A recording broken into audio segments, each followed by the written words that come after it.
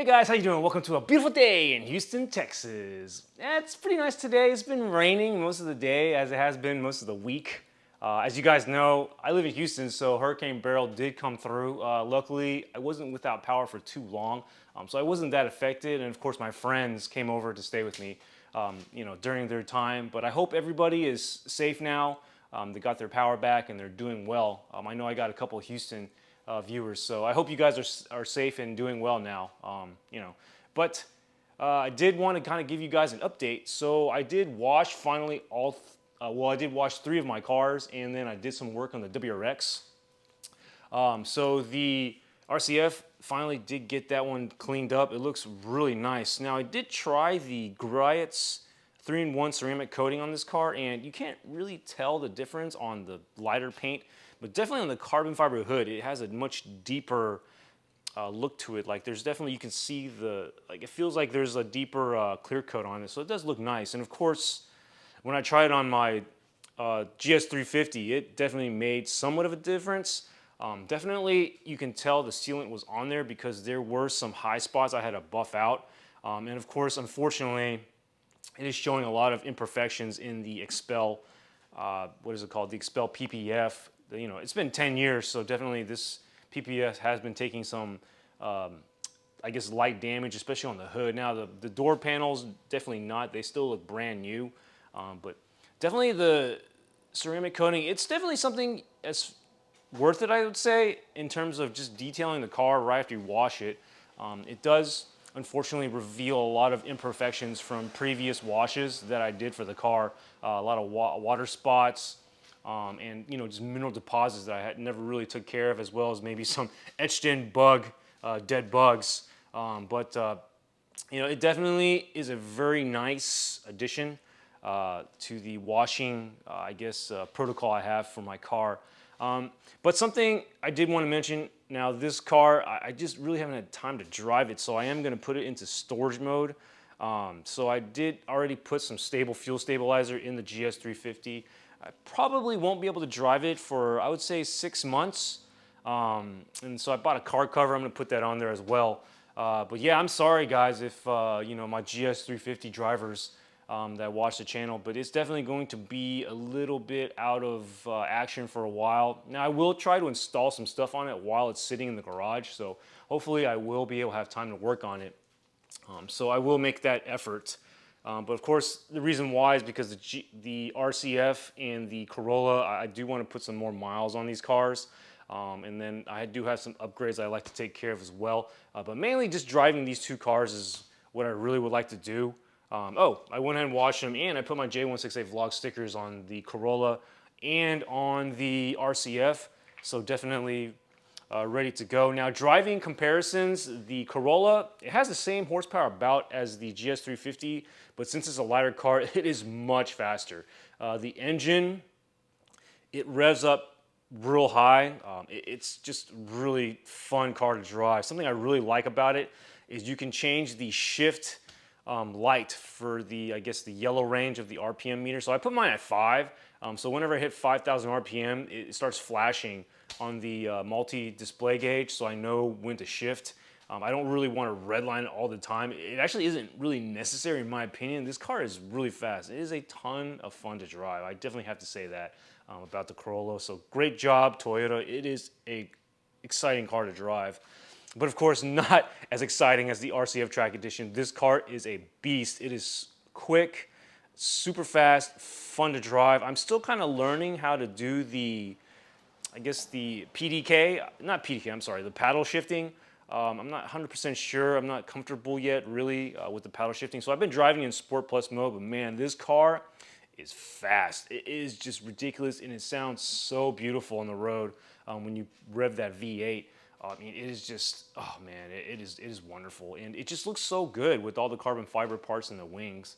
And the wing, not the wings. Anyways, to the WRX, so I did do some work on this car.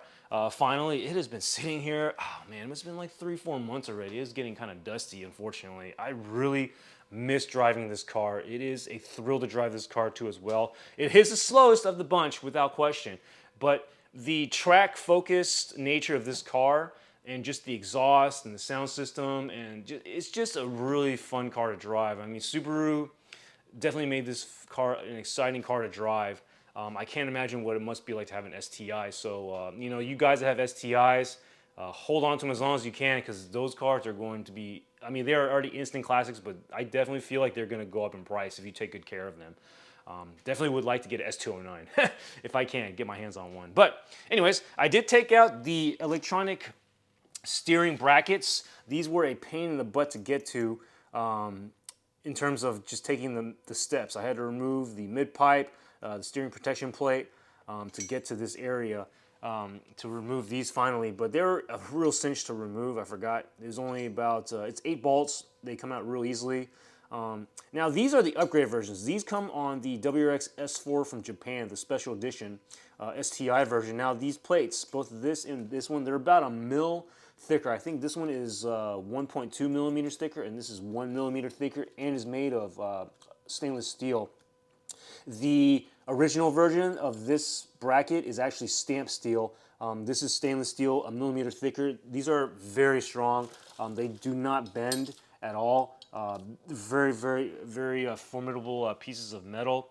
Now the purpose of these pieces, from what I have felt installing them, is that they give you a better feel for the road. So if there's gravel on the road, sudden terrain change, maybe the way that the highway or whatever is paved, you can feel that difference with those steering brackets. So it's not really a performance enhancing piece, but more of a performance feeling, I guess, upgrade. You definitely can feel a lot more of the road given those steering brackets. So it's definitely a good safety thing, because you can, you know, control your throttle response in relation to the condition of the road, because you can actually feel, I could actually feel the highway pavement changing texture from going on a straightaway to like a turn section, and like I could feel the difference. It was a lot grainier on the turns, and I could feel it with the steering protection plate.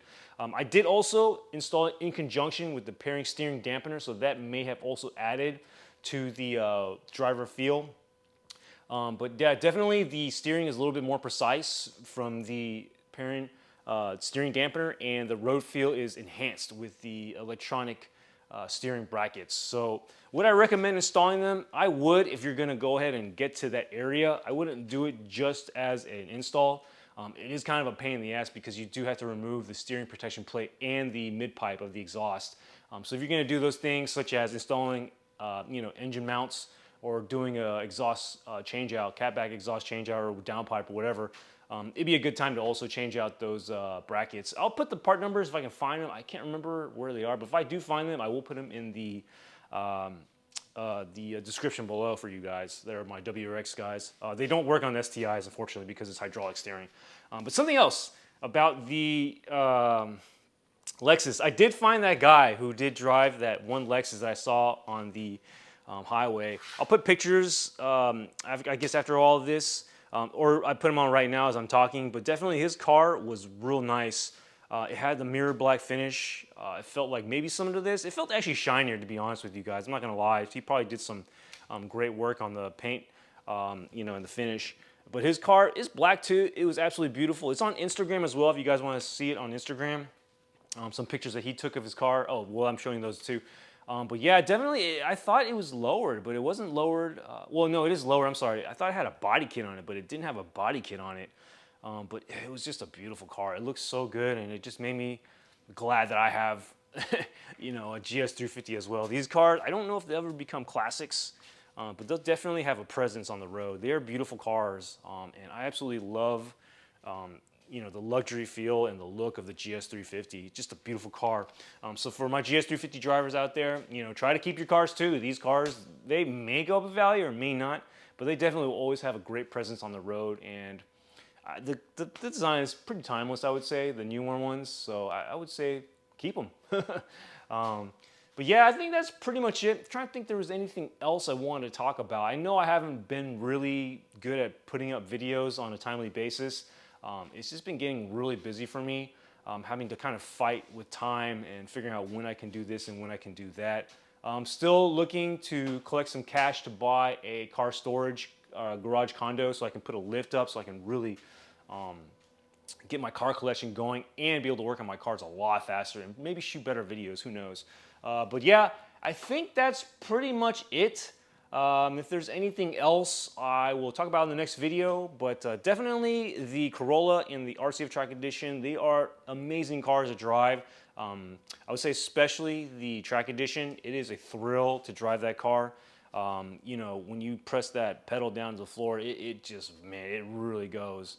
And the GS350, love this car too. Just got to go under storage. But anyways, I'll talk to you guys later. Thanks for tuning in and have a great day. Bye-bye.